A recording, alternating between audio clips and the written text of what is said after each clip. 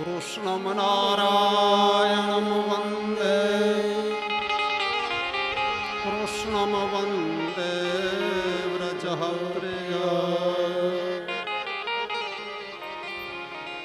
कृष्णं द्वैपायनो वन्दे कृष्णं वन्दे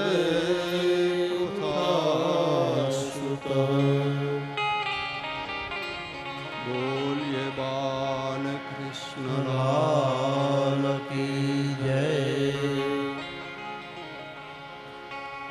हमारू धन राधा श्री राधा श्री राधा हमारू धन राधा श्री राधा श्री राधा हमारू धन राधा श्री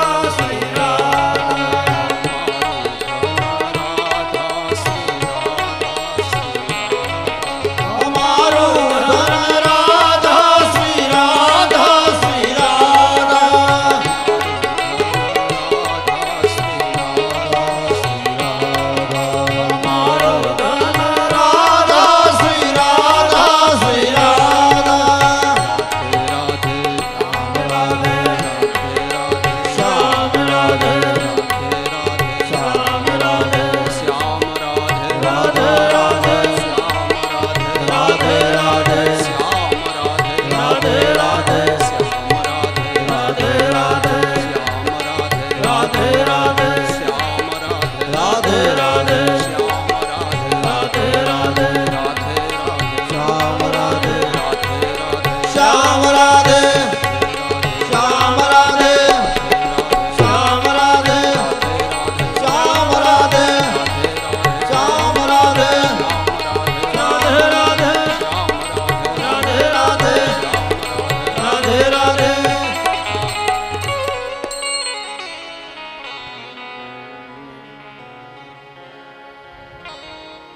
વક્રતુંડ મહાકાય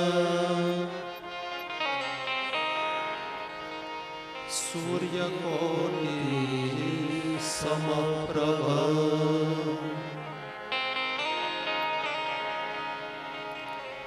નિર્વિઘ્નં કુરુ મે દેવ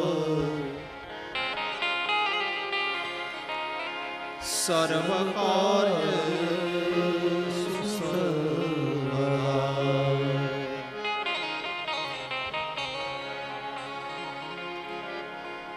જ્વાલાકરાલ મૃત્યુરમ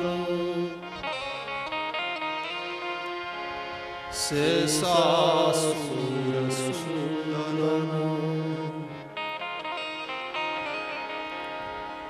ત્રિશૂલમ પાતુ નો ભીતે ભદ્રકાલે નમોસ્તુતે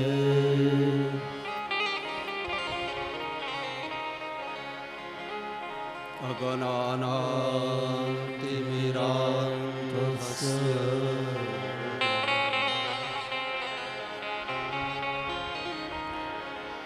જ્ઞાનાંજનશલાકયા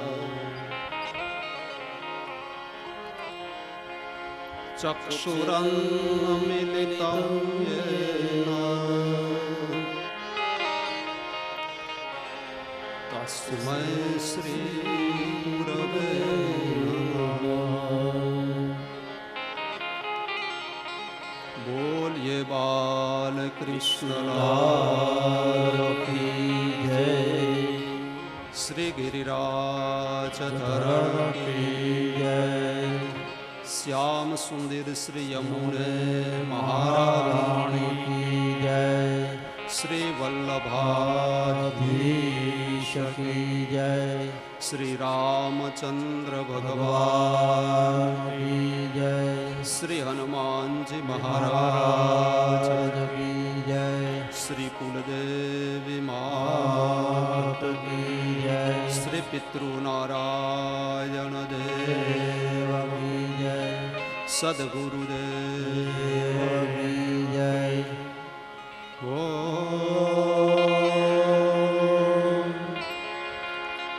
નમઃ પાર્વતી પતયે હર હર મહાદેવ.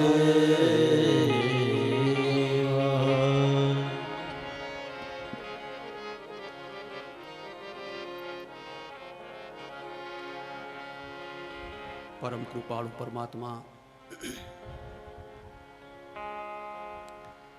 અખિલ ભૂમંડલાચાર્ય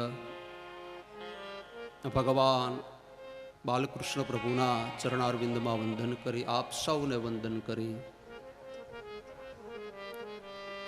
આજના પાવનકારી દિવસે બીજા સત્રની કથાનો પ્રારંભ કરીએ.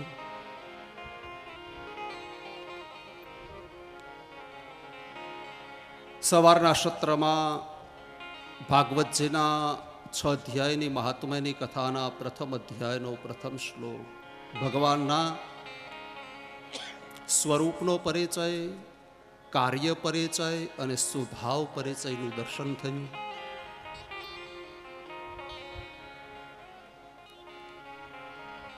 ભાગવતજીની જે દિવ્ય કથા, મહાત્મ્યની કથા, એને આપણે આગળ જોઈએ.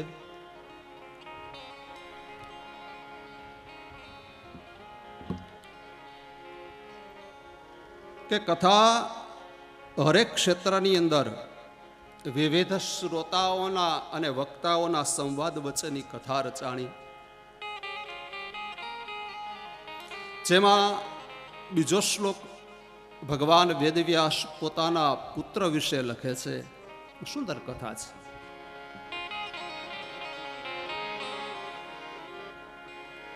હંમેશા સમાજનો નિયમ એવો છે કે પુત્ર પિતાની સ્તુતિ કરે, એને વંદન કરે, એમની પ્રાર્થના કરે. પણ અહીંયા એક વિરહાતુર પિતા પોતાના પુત્રને ઉદ્દેશીને અહીંયા શ્લોક બોલ્યા છે.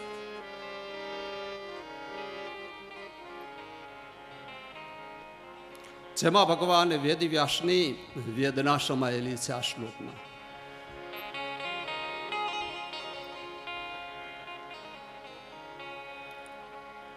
સંસાર સાગરમાં જીવને કાંઈ ને કાંઈ વેદનાઓ થાય છે, ત્યારે વેદનામાંથી જ કાંઈ ને કાંઈ સારું પ્રાદુર્ભાવ થાય, સારું પ્રકટીકરણ થાય છે.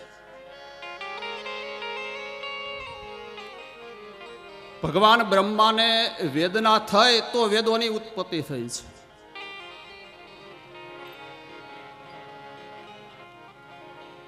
ભાગવત શાસ્ત્રના રચયિતા ભગવાન વેદવ્યાસને વેદના થઈને એમાંથી ભાગવતની રચના થઈ છે.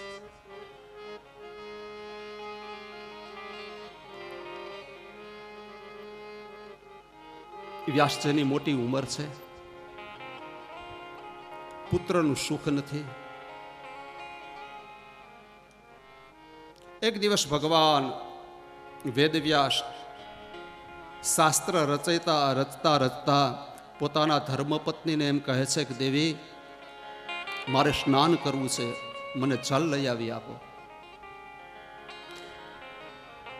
વ્યાસજીના પત્ની સરસ્વતી નદીના કિનારા ઉપર જલ લેવા માટે આવે છે.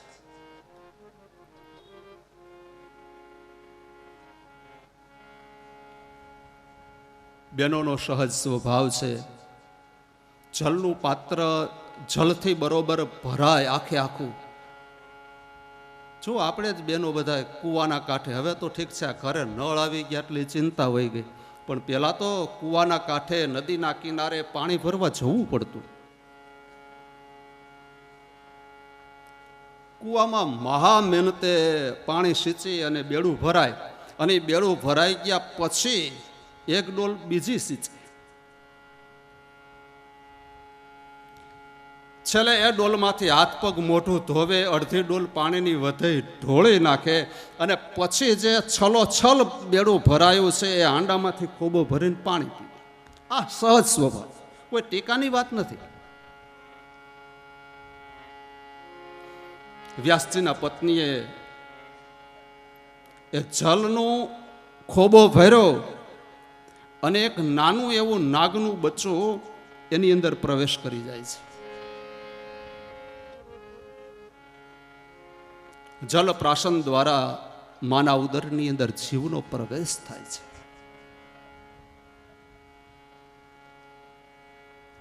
12 મહિના 12 વર્ષ સુધી એ માના ઉદરની અંદર જીવનો વાસ થાય છે. દેવોએ આવીને ગર્ભની સ્તુતિ કરી, ગર્ભને વિનંતી કરી કે હે જીવાત્મા, આજે 12 વર્ષ ત્યાં તું માના ઉદરમાં છે, માને દુઃખ આપે છે, તું જન્મ કેમ નથી લેતો? ત્યારે ગર્ભએ અંદરથી પ્રત્યુત્તર આપ્યો છે, મને કોઈનો ડર નથી, મને કોઈનો ભય નથી. હું બ્રહ્માના બ્રહ્માસ્ત્રથી ડરતો નથી, વિષ્ણુ ભગવાનના સુદર્શનથી ડરતો નથી, શિવજીના પિનાકથી હું ડરતો નથી. તો કહે મને ભગવાન નારાયણની માયાનો ડર છે. હે નારાયણ, હે હરે, આપ મને અભય વરદાન આપો કે મારી માયા તને સ્પર્શ નહીં કરે, એટલે હમણાં માના ઉદરથી જન્મ લઉં.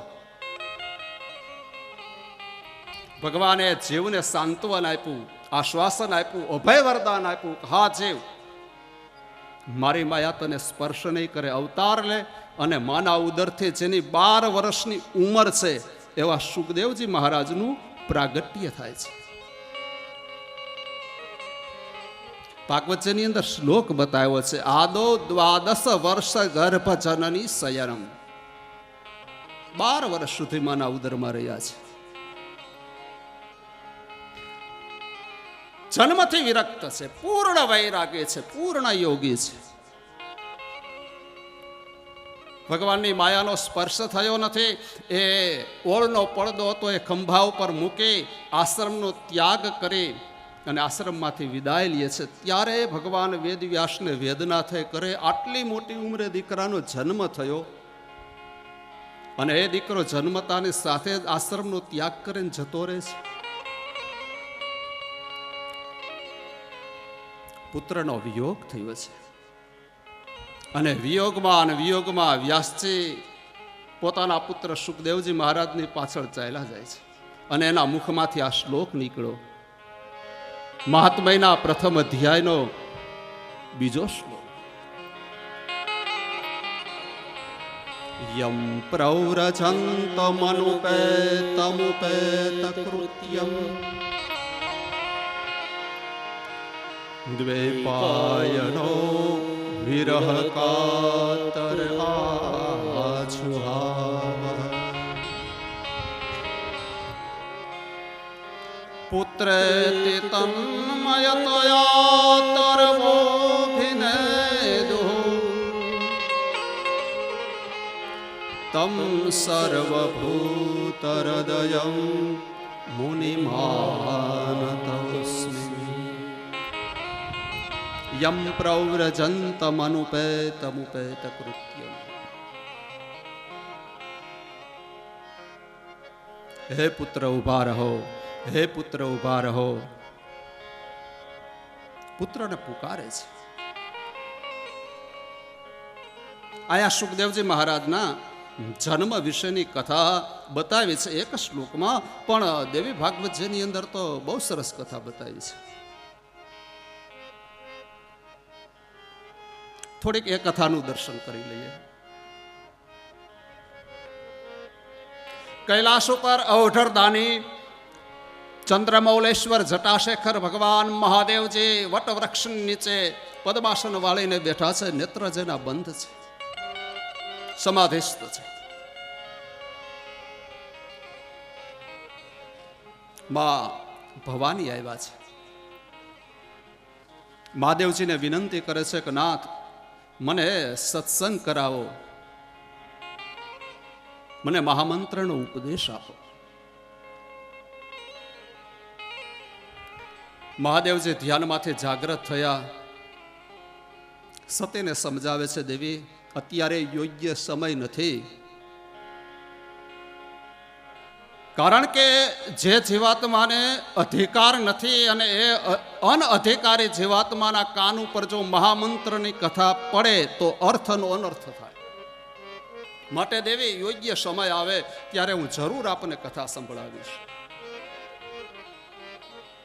પણ આયા માતાજીએ હઠ લીધી છે કે નહીં નાથ, મને અત્યારે જ કથા સંભળાવો.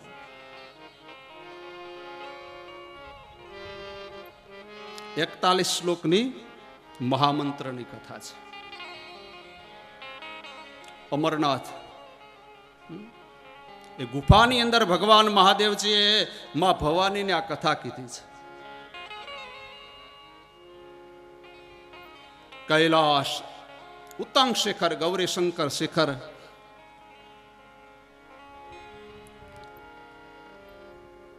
ભગવાન મહાદેવજી કથા કરવા માટે તત્પર થયા. પણ એમ કહેવાય છે એણે પેલા વેલા તાલીના 3 નાદ કર્યા છે. એક નાદ થયો અને કૈલાસ ઉપર જે પક્ષીઓ રહેતા હતા એ કૈલાસ છોડીને જતા રહ્યા. બીજી તાલીનો નાદ થયો અને ભગવાન મહાદેવના મસ્તક ઉપરથી જે ગંગાજી ખળખળ કરતી વહેતી હતી એ ગંગાનો પ્રવાહ શાંત બન્યો, અવાજ બંધ થયો. અને ત્રીજો નાદ થયો, શિવ ગણ હતા એ બધા કૈલાસ છોડીને જતા રહ્યા. અને હવે ભગવાન મહાદેવજી માં ભવાનીને મહામંત્રની ઉપદેશ આપે, કથા કરે છે.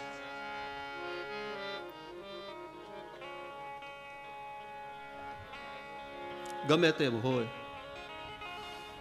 ભગવાન તો આંખો વેચીને કથા કરતા હતા. ઘટના એ ઘટી કે ભવાનીને ઊંઘ આવી ગઈ, નિદ્રાધીન થયા. હવે ખબર નહીં, કથામાં પહેલેથી આવું આવેલું આવે છે. કથા ચાલુ હોય એટલે ઊંઘ આવે, આ પહેલેથી આવેલું આવે છે. એટલે તમને કદાચ કોઈને ધીમું કેવું નાનું એવું ઝોકવું આવે છે, ચિંતા ન કરતા.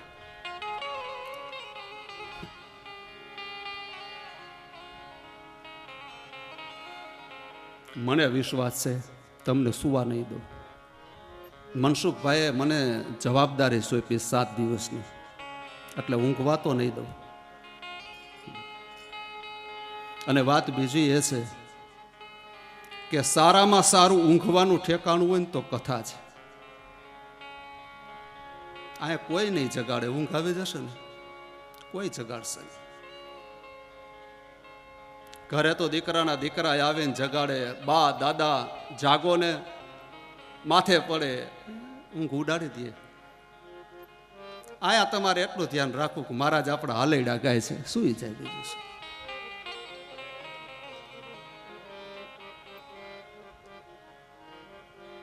કથાનો કોઈ પ્રસંગ જીવને જગાડી દે છે, અને જાગ્યા પછી જીવ સૂઈ નથી શકતો. ક્યાં અર્થમાં જાગવાની વાત કરું છું? મોહરૂપી રાત્રિમાંથી જીવ જાગી જાય છે. રામાયણની અંદર એ જ કથા બતાવી, મોહન ઈસા સબ સૌહની હારા. મોહરૂપી રાત્રિમાંથી જીવ સત્સંગ દ્વારા જાગે છે. ગીતામાં એ જ વાત આવી, યાની સામ સર્વભૂતાનામ તત્રમ જાગ્રતે સંયમી. એ જ વાત ગીતાજીએ બતાવી છે. મોહરૂપી રાત્રિમાંથી જીવને જાગવાની જરૂર છે. બસ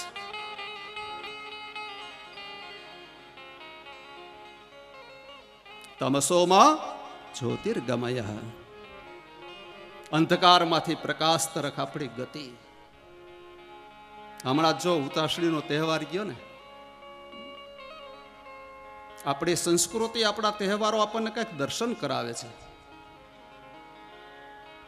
સાંજે હોલિકા દહન થાય ને, હોળી પ્રગટાવીએ ને, એ ખજૂર ને દાણી ધાળિયા તો દાળિયાને દાણી તો અંદર હોમવાના જ છે, પણ સાથે સાથે આપણી અંદર રહેલી જે બુરાઈઓ છે, એ બુરાઈઓની આહુતિ આપવાની છે.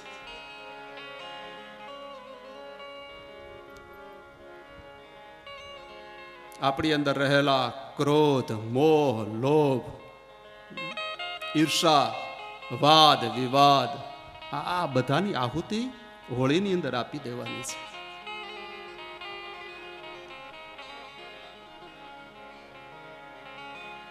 હોળી પ્રગટે ને પછી બેનો પાણી લઈને જાય ને, ધારાવાળી ફરતી કરે ને, અંદર પાણી હોળીમાં પધરાવે, એ આગને બુઝાવે છે. સારો પ્રયોગ છે.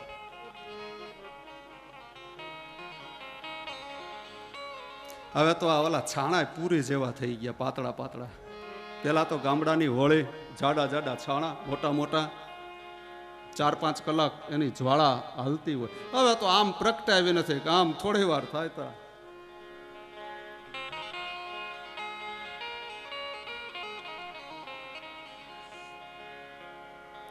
એ હોળીમાં જલ પધરાવીને હોળીની આગને બુઝાવે છે વાલા.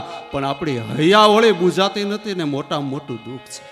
હૈયા હોળીને બુઝાવી દેજો. હોળીની આગ બુઝાવી, ઘરે આવ્યા પછી સાસુ વહુ વચ્ચેની હૈયા હોળી છે ને, આ હૈયા હોળીને બુઝાવી દેજો. પાણી એમાં પધરાવવાનું છે, વિવેક રૂપી જલ. આજે ઘરની અંદર આ હૈયા હોળી છે ને, એ હૈયા હોળીને શાંત કરવાની જરૂર છે.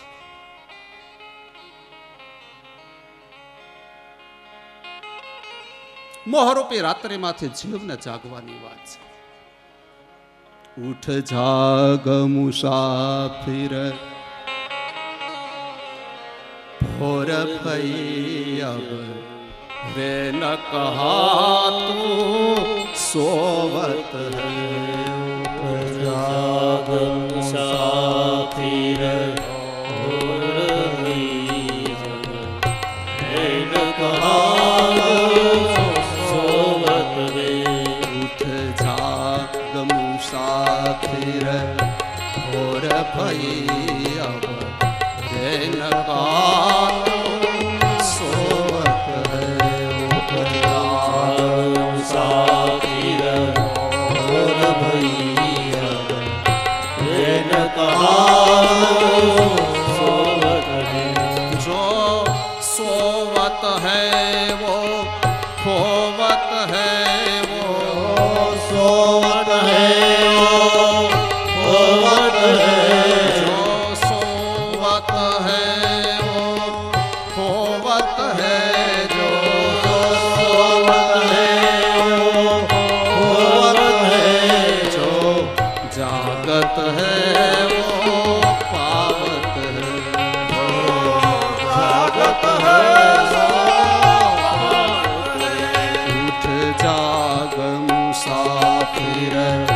और भई अब रे न कहाजो सोवत मुसाफिर और भैया रैन कहाँ सोवत है। મોહરૂપી રાત્રિમાંથી બસ જીવાતમાં જાગી જાય. તો મહાદેવજી ભવાનીને કથા કહેતા હતા. ભવાનીને ઊંઘ આવી ગઈ છે. મહેરબાની કરીને આગળ બેઠેલા કોઈ વાતો નહીં કરે.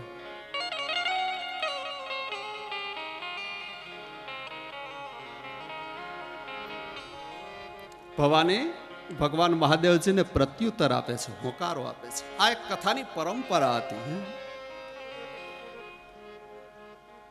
અમારા વડવાઓ કથા કરતા એટલે શ્રોતાઓ સામે હોકારો આપતા. એ કથાની દાદા પરંપરા હતી. હરે નમઃ. આ શબ્દનો અર્થ શું છે? વક્તા કથા કરતા હોય, શ્રોતાઓ સામેથી હરે નમઃ બોલે. શું કામ? વક્તાને ખબર પડે શ્રોતા પૂર્ણ રીતે જાગૃત છે, કથામાં એનું ધ્યાન છે. એ માં ભવાની ભગવાન મહાદેવજીને પ્રત્યુત્તર આપતા હતા, પણ ઊંઘ આવે ને પ્રત્યુત્તર થયો બંધ. એ વટ વૃક્ષની ઉપર એક માળામાં તાજું જન્મેલું પોપટનું બચ્ચું, જેને હજી પાંખ નથી આવી. બધા પંખીઓ તો ઉડી ગયા છે, પણ એ તાજું જન્મેલો જીવ જેને હજી પાંખો નથી આવી, અને એમણે મહાદેવના મુખમાંથી અમર કથા સાંભળી લીધી. જ્ઞાન થયું કે ભવાની તો પ્રત્યુત્તર દેતા બંધ થયા છે. મહાદેવજી હમણાં કથા કરતા બંધ થઈ જશે. અને પોપટના બચ્ચાને વાચા પ્રગટ થઈ અને ભગવાન મહાદેવને પ્રત્યુત્તર આપવા લાગ્યું છે. ભગવાને જોયું કે આ ભવાનીનો અવાજ નથી. આંખો ખોલીને જોવે તો ભવાની ઊંઘમાં છે. ઉપર નજર કરી પોપટનું બચ્ચું શિવજીના દર્શન કરે છે. ભગવાન મહાદેવજીએ ભવાનીને ઢંઢોળીને કીધું, દેવી હું એટલા માટે ના પાડતો હતો કે અનઅધિકારે જીવાત્માના કાન ઉપર જો ભગવાનની મહામંત્રની કથા પડે તો અર્થનો અનર્થ થાય. અનઅધિકારી શ્રોતા પાસે કથા ન કરાય, કારણ કે કથામાં તર્ક વિતર્ક કર્યા કરે, અર્થના ગમે એવા ઉલટા કથાના અર્થો કરે. ભાગવત કથા જ્યાં ત્યાં નથી થતી. ભાગવત કથા જેમ તેમ થતી નથી. એના માટે યોગ્ય સમય, યોગ્ય કાળ, યોગ્ય મુહૂર્ત હોવું જોઈએ. હાલો મહારાજ બેસી જાઓ અને મહારાજ પોથી ખોલીને બેસી જાય, નહીં એ શક્ય જ નથી. યોગ્ય કાળ, યોગ્ય મુહૂર્ત હોવું જોઈએ. જો દેવી આ પેલા જીવે કથા સાંભળી લીધી. મહાદેવજીને આવેશ આવ્યો, ત્રિશૂળ લઈને પોપટના બચ્ચા તરફ ફેંકો. પણ એને જેને ભગવાનના મુખથી અમર કથા સાંભળી લીધી એને ભય કોનો હોય? પાંખો આવી ગઈ ને આકાશ માર્ગે ઉડી નીકળ્યું. આકાશમાં ઘૂમે છે, દ્રષ્ટિ પૃથ્વી ઉપર છે. ગોતે છે કે કઈ માના ઉદરથી હું જન્મ લઉં, માની શોધમાં છે. અને એવામાં સરસ્વતી નદીના કિનારે સામ્યપ્રાસ આશ્રમની નજદીક વ્યાસ ભગવાનના પત્નીને જોયા અને જીવને એમ થયું આને માં બનાવ. એ પોપટનું બચ્ચું નાના એવા નાગના રૂપની અંદર આવ્યું. નાગના બચ્ચાના રૂપની અંદર માએ જલનું આચમન કરે અને જલની અંદર પ્રવેશ કરી ગયો. માના ઉદરની અંદર એ જીવે પ્રવેશ કર્યો છે. સંસ્કૃતમાં પોપટને શુક કીધો છે. માના ઉદરથી જન્મ ધાર્યો એટલે એનું નામ પડ્યું શુકદેવ.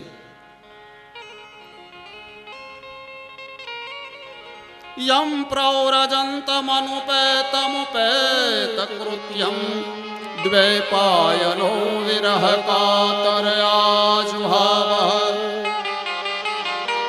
પુત્રેતિ તન્મયતયા તર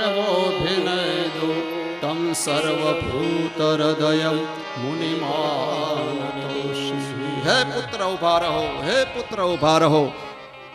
વિયોગમાં વિરહમાં વ્યાસજી દોડ્યા જાય છે.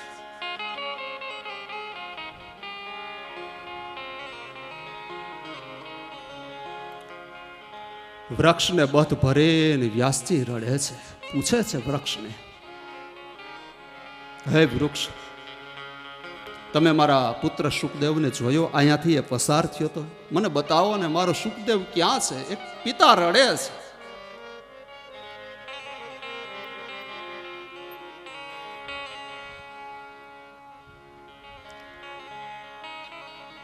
વેતી નદીને પ્રશ્ન કરે છે, હે સરિતા, તે મારા દીકરાને જોયો? મને બતાવો ને, મારો લાલ અહીંથી પસાર થયો તો, એને તારા કિનારે વિશ્રાંતિ લીધી, તારામાંથી એને જલપાન કર્યું, તું મને બતાવ ને, મારો દીકરો ક્યાં છે? વૃદ્ધ પિતા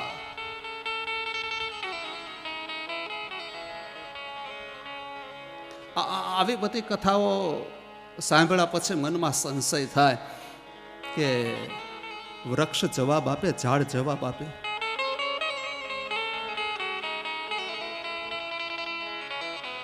ઝાડ બોલે હો, એને સાંભળવા માટે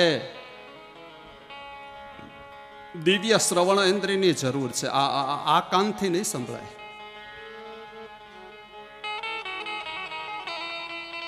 કારણ વૃક્ષ છે ને, ઝાડ એ પરોપકારી છે.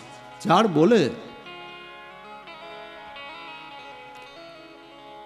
ઝાડવા જેવો માણસ હોય ને એ ન બોલે. આપણે આમ નથી કહેવાતા, આ તો ઝાડવા જેવો છે. આપણી હારે આપણો ભાઈ ન બોલતો હોય એટલે આપણને સંશય થાય કે ઝાડવા થોડા બોલે. સરોવર તરુવર સંત જન ચોથા બરસે મેં, પરમાર્થને કારણે ચારે ધરો દે.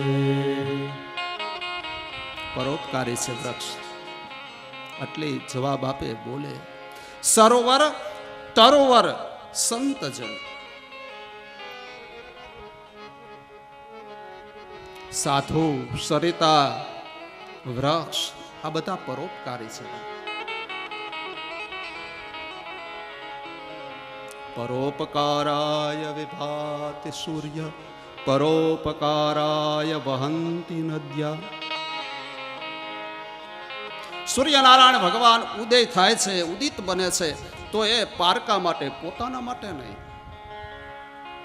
જગતને પ્રકાશ આપવા માટે ભાસ્કરનું ઉદયપણું છે. જગત આખાને પ્રકાશિત કરે છે. આપણે 12 કલાક સુધી સૂર્યનારાયણ ભગવાનના એ દિવ્ય પ્રકાશને અનુભવીએ છીએ. કોઈ દિવસ ભગવાન સૂર્યનારાયણે કોઈને બિલ મોકલા કે તમે બિલ ભરી જજો, નહીતર તમારા ગામમાં તમારા મકાન ઉપર હું મારો પ્રકાશ નહીં આપું? કોઈને કીધું? આપણે બિલ ભરીએ છીએ. ઓલા પાવર હાઉસ વાળા 2 મહિના થાય તો કનેક્શન કાપી જાય. સૂર્યનારાયણ પરમાત્માનો પ્રકાશ આપણે મફતમાં વાપરીએ છીએ. એનો મતલબ એ થયો કે જીવ ઉપર ભગવાન સૂર્યનું ઋણ ચડી ચૂક્યું છે, અને એ ઋણમાંથી મુક્તિનું સાધન કે રોજ સવારે વહેલા ઉઠી સૂર્યનારાયણ ભગવાન ઉગે એ સમયે સૂર્યને 4 ખોબા જલ અર્પણ કરવું, તો જ એના ઋણમાંથી હું તમે મુક્ત થઈ શકીએ. સૂર્યની પૂજા. સૂર્ય એટલે બુદ્ધિના દેવ.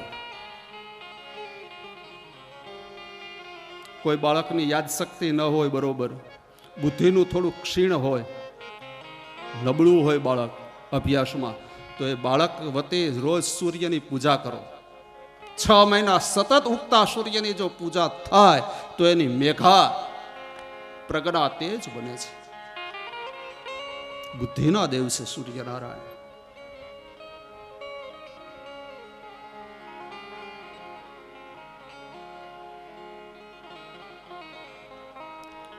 વૃક્ષ સાથે તો જીવનો બહુ મોટો નાતો છો ભાઈ. પરોપકારાય ફલંતી વૃક્ષા. કેટલા સરસ મજાના ફળ આવે વૃક્ષમાં, પોતે ન ખાય, પથ્થર મારે ને છતાં એના મીઠા ફળ આપણને આપે. એની છાયામાં બેસીએ આપણે, એને પથ્થર મારીએ અને છતાં એના ફળ આપણને આપે છે. તો વૃક્ષ ભગવાન વેદવ્યાસજીને એ જવાબ આપે છે કે મહારાજ, તમારા પુત્ર સુખદેવજી એ તમારું ફળ છે. અમે અમારા ફળ જેમ જગતને સોંપી દઈએ છીએ, એમ તમારું ફળ તમે જગતના કલ્યાણ માટે સોંપી દો. આ તમારા પુત્ર સુખદેવજી, એનું પ્રાગટ્ય, એનું અવતરીકરણ એ જગતના કલ્યાણ માટે છે.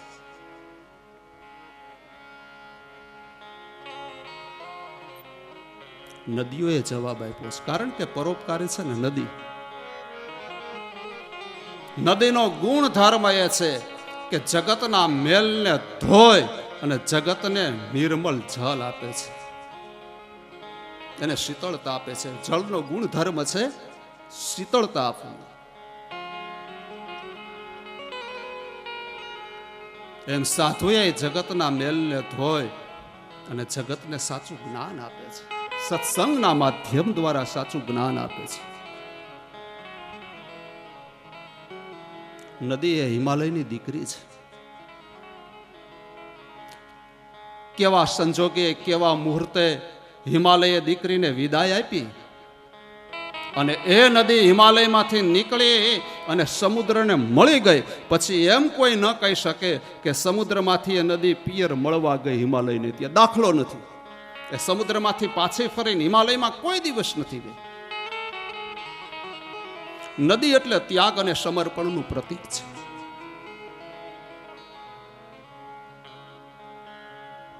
તો આ નદી દ્વારા, વૃક્ષ દ્વારા ઉત્તમ બોધ પામી અને ભગવાન વેદવ્યાસ પોતાના આશ્રમમાં આવ્યા છે.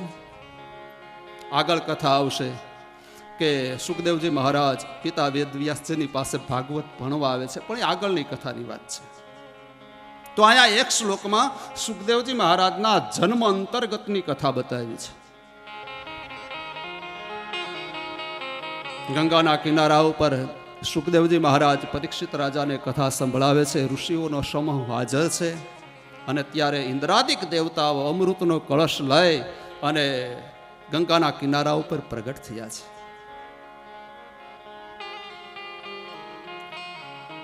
ઇન્દ્ર મહારાજ અમૃતનો કળશ સુખદેવજી સામે ધરીને બોલ્યા છે કે મહારાજ, અમે એવું સાંભળ્યું છે કે પરીક્ષિતને બ્રાહ્મણનો શ્રાપ થયો છે અને 7મે દિવસે તક્ષક આવીને દંશ દેવાનો છે. કે હા મહારાજ, સાચી વાત છે. મહારાજ, અમે અમૃતનો કળશ લાવ્યા છીએ. આ અમૃત તમે પરીક્ષિતને પીવડાવી દો, પરીક્ષિત અમર બની જાય. સુખદેવજી મહારાજે વિચાર કર્યો કે સ્વાર્થ વૃત્તિ એનું નામ છે ઇન્દ્ર. સ્વર્ગનું અમૃત લઈને ઇન્દ્ર આવ્યો છે, પણ એની પાછળ એનો સ્વાર્થ સમાયેલો હશે. પૂછ્યું કે ઇન્દ્ર, આ સ્વર્ગના અમૃતના બદલામાં તારે શું જોઈએ છે? કે મહારાજ, મને પૃથ્વી ઉપરનું કથામૃત આપો. સુકમ નત્વાન સર્વ સ્વકાર્ય કુશલાસુરા કથા શુધામ પ્રવિચ્છસ્વ ગુરુહિતવૈવ શુધામિમા.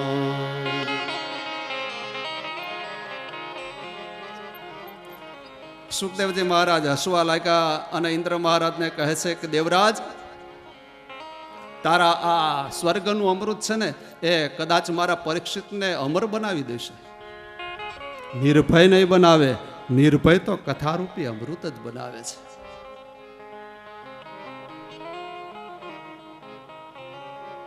સ્વર્ગનું અમૃત અમર બનાવે પણ નિર્ભય ન બનાવે. એ કથારૂપી અમૃતનું પાન કરે અને રાજા પરીક્ષિત નિર્ભય બન્યા છે. અને સુખદેવજી બોલ્યા કે રાજન, તારું સ્વર્ગનું અમૃત છે ને એ તો કાચના ટુકડા સમાન છે, જ્યારે કથારૂપી અમૃત એ તો સાક્ષાત મણી છે. અને તું મણી અને કાચના ટુકડાની કિંમત એક સરખી ગણે છે? હા, તારે કથારૂપી અમૃતનું પાન કરવું હોય તો આવ સભામાં બેસ, તને પણ મળે. પણ ઇન્દ્ર પાસે એવો તો સમય નથી સભામાં બેસવાનો. ઇન્દ્ર મહારાજ સ્વર્ગમાં જાય છે. સ્વર્ગની અંદર દેવોનું સભાનું ભરાણી, અને દેવ સભામાં એ વાત થઈ કે સ્વર્ગના અમૃત કરતા કથારૂપી અમૃત શ્રેષ્ઠ છે. દેવોને સંશય થયો. દેવ સભામાં ત્રાજવું એટલે કે તુલા મગાવી, અને તુલામાં એક ત્રાજવાની અંદર સ્વર્ગની તમામ સંપત્તિઓ પધરાવી, બીજા ત્રાજવામાં ભાગવતજીને પધરાવ્યા. પણ ભાગવત કથા એમ બતાવે છે કે આટલી બધી સંપત્તિ પધરાવવા છતાં ભાગવતજીનું પલ્લું અધર નથી થયું. અને ત્યારે બ્રહ્માદિક દેવતાઓએ કીધું કે નહીં નહીં, ખરેખર કથારૂપી અમૃત જ શ્રેષ્ઠ છે.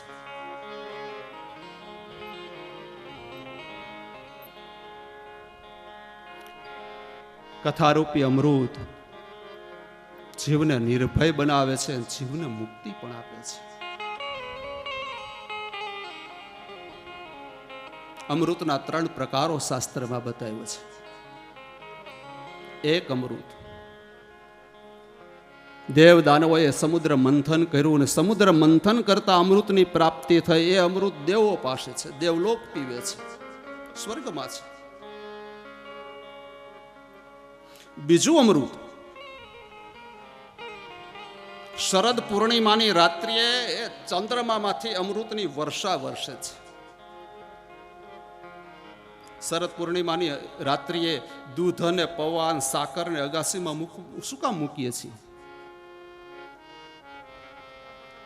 શરદ પૂર્ણિમાની રાત્રિએ ચંદ્રમાંથી અમૃતની વર્ષા વરસે છે, અને એ દૂધ અને પૌવાને આપણે પ્રસાદ તરીકે લઈએ, માણસનું આખું વર્ષ સારું આરોગ્ય રહે. તો બીજું અમૃત ચંદ્રમાની અંદર છે. અને ત્રીજું અમૃત આ ધરા ઉપરનું અમૃત એ આ કથા અમૃત. પણ ત્રણેય અમૃતમાં સર્વશ્રેષ્ઠ જો અમૃત હોય તો આ કથારૂપી અમૃત. અને વ્રજની ગોપીઓએ સાબિત કર્યું છે. તવ કથામૃતમ તપ્ત જીવનમ. વ્રજની અભણ ગોપી, તવ કથામૃતમ તપ્ત જીવન કવિ ફિરીતમ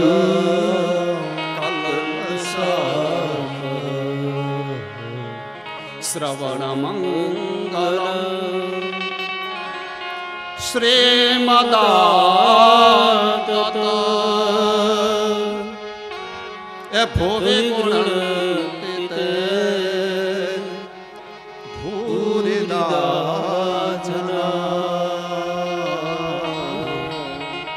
ભોવે ગુણંતિત ભૂરિદાજના તવ કથામૃતમ તપ્ત જીવનમ. હે કૃષ્ણ, તારી કથારૂપી અમૃત આ સંસાર રૂપી ત્રિવિધ તાપની અંદર તપ્ત થયેલા જીવને જો શાંતિ આપનાર કોઈ તત્વ હોય તો એ તવ કથા અમૃતમ. આ તારી કથારૂપી અમૃત અમને શાંતિ આપે છે, શ્રેષ્ઠ અમૃત.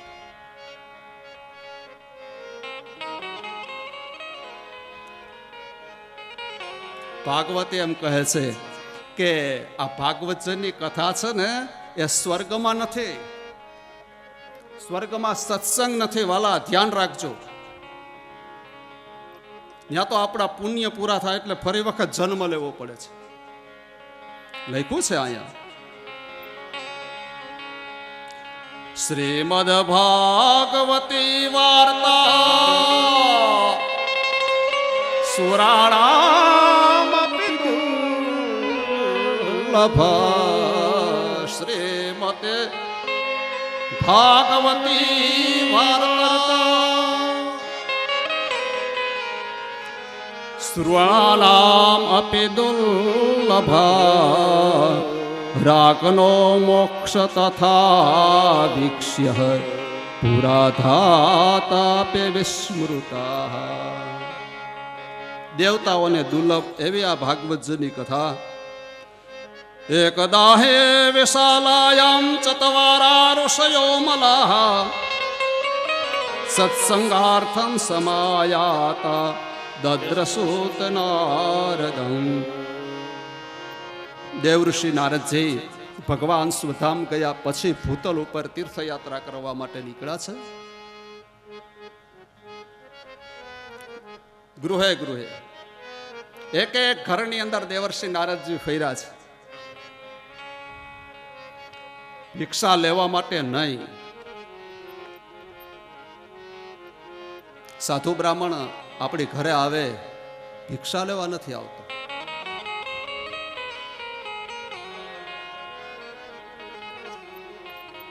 વાલા એક વસ્તુને બહુ યાદ રાખજો કે સાધુ બ્રાહ્મણ ઘરે આવે ને એને કોઈ દિવસ તિરસ્કાર કરીને એનો ત્યાગ ન કરશો. જે સાધુ બ્રાહ્મણ આપણા આંગણે આવે છે એ પોતાના પુણ્ય મૂકીને જાય છે અને આપણા પાપો લઈ જાય છે. કાંઈ ન પૂગીએ ને તો હાથ જોડાય, બાકી એનો તિરસ્કાર, એનું અપમાન કરે, એનો ત્યાગ ન કરાય.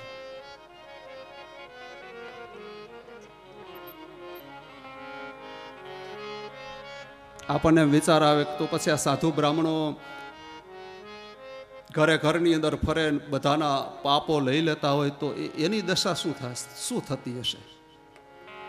આપણે જો પાપનો બદલો આપવો પડતો હોય, પાપ ભોગવવા પડતા હોય, તો આ સમાજના પાપને જે સંત, જે સાધુ આપણા આંગણે આવીને લઈ જાય છે, સાધુની કઈ હાલત થતી હશે?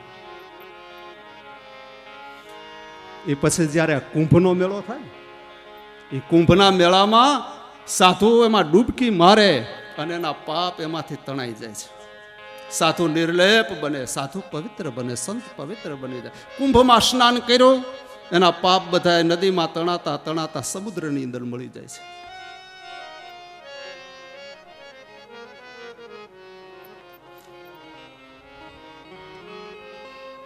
પછી જેવા જેના પાપ એ પાછા ઘરે આવે, સમુદ્રમાંથી ઘરે આવે. એ સમુદ્રના પાણી કિનારા ઉપર આવે, એમાં અગરિયા મીઠું પકાવે અને પાપ ત્યાં પાણીમાં આવ્યું છે. કોઈ જથ્થાબંધ કર્યા ને ખટારા ભરીને મીઠું ઘરે આવે, થોડાક કર્યા ને કિલો ને 2 કિલોના પેકિંગમાં ઘરે આવે, પણ એ પાપ પાછા ફરે ફરે.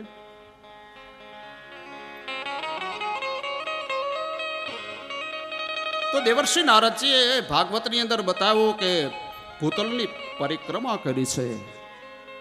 શું દર્શન કર્યું? સમાજનું દર્શન છે નારદ દ્વારા. અહીંયા નારદજીના શબ્દોમાં કથા કહું.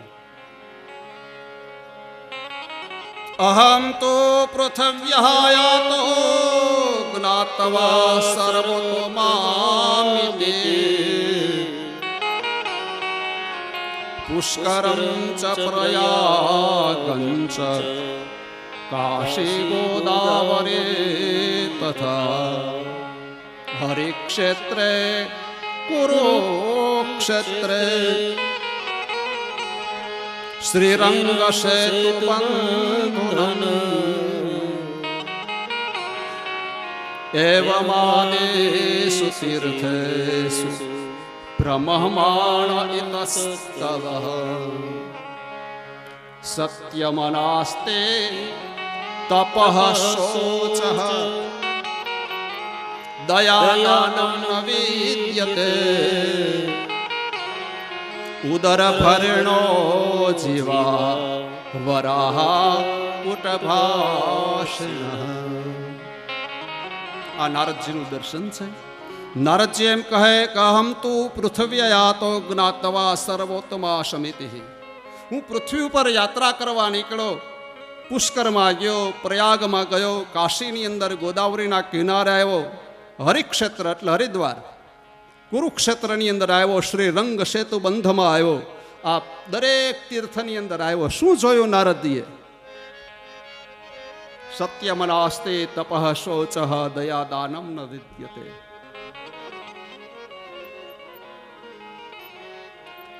સત્યતા જીવનમાંથી લોકોમાંથી જતી રહી છે. સત્યમ નાસ્તિ. સતયુગમાં, ત્રેતામાં, દ્વાપરમાં લોકોમાં સત્યતા હતી. એ કલિયુગ આવ્યો, સત્યતા જતી રહી છે. આ કલીનો પ્રભાવ છે. માણસ સવારમાં જાગે ત્યારથી જૂઠું બોલતો થાય છે. અને હવે તો મોટામાં મોટું સાધન ખોટું બોલવાનું આવ્યું, મોબાઈલ.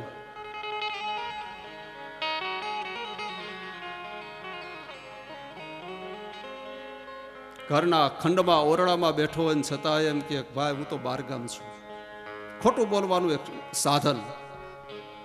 સત્યમ નાસ્તિ. આ કળિયુગનો પ્રભાવ છે. અન્ય યુગમાં લોકો બહુ તપ કરતા હતા. કળિયુગ આવ્યો, લોકો તપ કરતા બંધ થયા. સત્યમ નાસ્તિ તપઃ. શૌચ એટલે પવિત્રતા જતી રહી. બાહ્ય પવિત્રતા આવે થઈ. આજે માણસ દિવસમાં 3 વખત સ્નાન કરતો થયો, દિવસમાં 3 વખત કપડાં બદલાવતો થયો. બાહ્ય પવિત્રતા આવે થઈ. 15 જે આંતરિક પવિત્રતા છે એ મલિન બની મેલી થઈ છે. આપણા વિચારો મેલા, આપણી વૃત્તિ મેલી, આપણી કૃતિ મેલી. શૌચ, પવિત્રતા જતી રહી. દયા દાનમ ન વિદ્યતે. લોકોમાંથી દયા જતી રહી છે. અને દયા નથી એટલા માટે તો ધર્મના નામે હુલ્લડો થાય, ધર્મના નામે ધીંગાણા થાય. શું કામ? દયા નથી. દયા નથી માટે ગાયને રાષ્ટ્રીય માતા કહેવા માટે ઝેર પીવું પડે, કારણ દયા નથી. શાસન નિર્ભય છે. શાસનને કોઈ ભય આપે એવું નથી. માણસ દવા પીવે ત્યારે એની આંખો ખુલે, ત્યાં સુધી એને આંખ ના ખુલે. જાડી ચામડીના શાસકો પ્રજાની વેદના ને સાંભળવા માટે એની પાસે કાન નથી.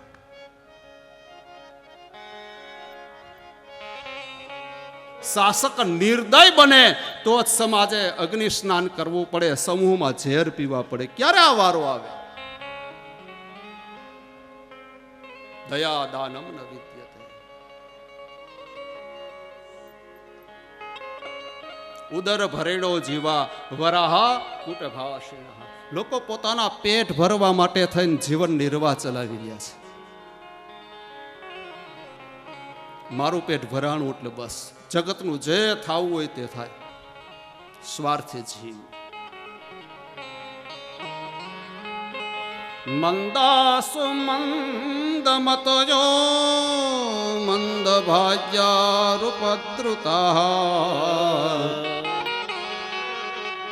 પાખંડ નિરતા સંતો વિરક્તા સ્વપરિગ્રહ. નારદજી કહે હું આશ્રમની અંદર ફર્યો તો સંતોમાં પાખંડ મેં જોયા છે. પાખંડા નિરતા સંતો. વૈરાગ્યના રંગે રંગાયેલા કપડા છે, પણ મન વૈરાગ્યના રંગમાં રંગાયેલું નથી. ભગવું કપડું અગ્નિ તત્વ વિરક્તાની નિશાની બતાવી છે. સંન્યાસીઓ ભગવા કપડા પહેરે છે. શું કામ? વિરક્ત છે, યોગી છે, ત્યાગી છે, ત્યાગનું પ્રતીક છે. પણ એમાં નારદને પાખંડ દેખાણો છે. નારદજી એમ કહે સંતોની અંદર મેં પાખંડ જોયું છે. ત્યાગના તો વાલા ઢોંગ છે. 5-25 રૂપિયાનો ત્યાગ કોઈ દે ને, હું નથી પૈસા લેતો. 5-25 તો હમણાં 50,000નું બંડલ મૂકો તો હળવેકથી લઈ લઈએ. એમાં ત્યાગ નથી, 5 રૂપિયામાં ત્યાગ છે.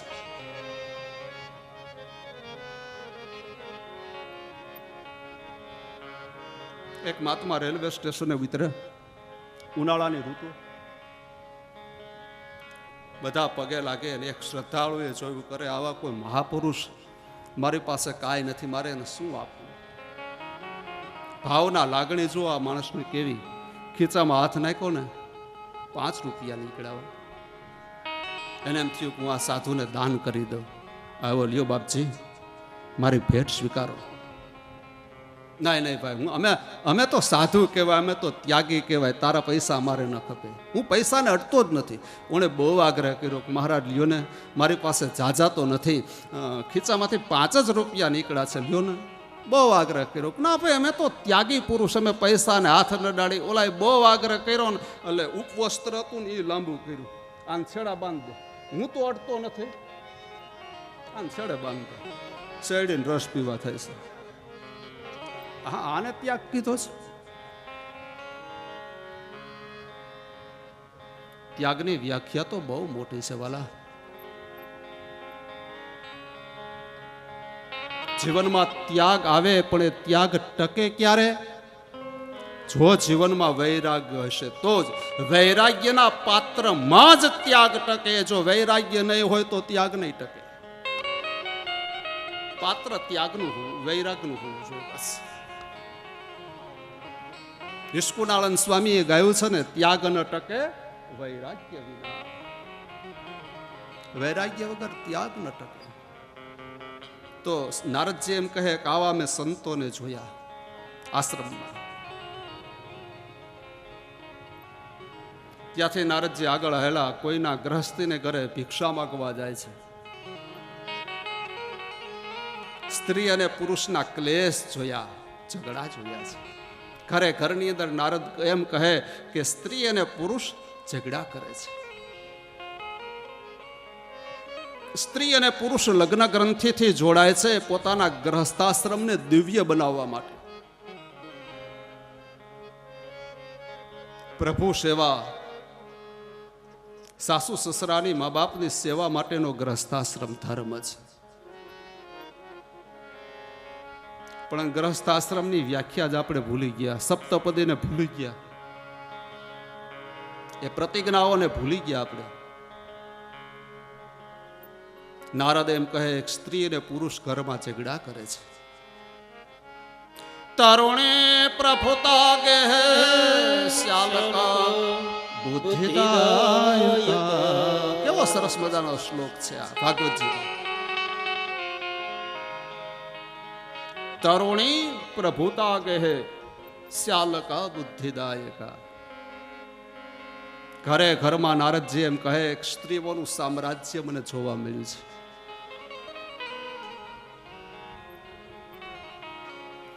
નારદજીના આ મત સાથે હું સંમત છું ભાઈ. મારી મંજૂરી છે. ઘરમાં સ્ત્રીઓનું રાજ હોવું જ જોઈએ. કારણ પુરુષ તો બિચારો ક્યાંય બહાર ફરતો હોય, ઘરમાં કઈ વસ્તુ છે કઈ નથી એને ખ્યાલ ના આવે. પણ છતાંય કોઈ 5 મહેમાન આવે અને મહેમાનને ખબર ન પડે એમ રસોઈ બળીને ઘરની અન્નપૂર્ણા મહેમાનને જમાડી દે, ઘરધણીની આબરૂ ન જવા દે. તો માતાઓએ સાક્ષાત અન્નપૂર્ણાનું રૂપ છે. ઘરમાં એનું જ હાલવું જોઈએ. 12 પુરુષ પ્રધાન, 12 પુરુષ નું ચાલે. ઘરમાં સ્ત્રીનું સામ્રાજ્ય હોવું જ જોઈએ. અરે ઘરમાં શું કામ? આ રાજ્ય ઉપર સ્ત્રી શાસન કરે છે અને આ દેશ ઉપર સ્ત્રીઓએ રાજ કર્યું જ છે. તરુણી એટલે સ્ત્રી પ્રભુતા કહે શ્યાલકા બુદ્ધિદાયકા. એક વસ્તુ નથી ગમતી, તમારે જે કાંઈ ઠપકો દેવો હોય ને નારદજન દેજો. હું તો આ ભાગવતમાં લખ્યું હોય ને એ જ વાંચું છું. મારા ઘરનો એક શબ્દ નથી ભેળવતો. આમાં છે એ તમને કહું છું. શ્યાલકા બુદ્ધિદાયકા. સંસ્કૃતમાં શાળાને શ્યાલકા કીધું છે. કળિયુગની અંદર માનો જણો ભાઈ બાજુમાં બેઠો હશે એની સલાહ નહીં લે. ઘરે પ્રસંગ આવ્યો હોય તો ભાઈને નહીં પૂછે મોટા ભાઈ આપણી ઘરે આ પ્રસંગ આવ્યો છે, કેવી રીતે પ્રસંગને પાર પાડશું, કઈ રીતે ઉકેલશું, કેવી રીતે જમણવાર કરશું, એને નહીં પૂછે. દોડીને શાળા પાસે જશે. આ કળિયુગનું પ્રમાણ. શ્યાલકા બુદ્ધિદાયકા. અને શાળો એને સલાહ આપે.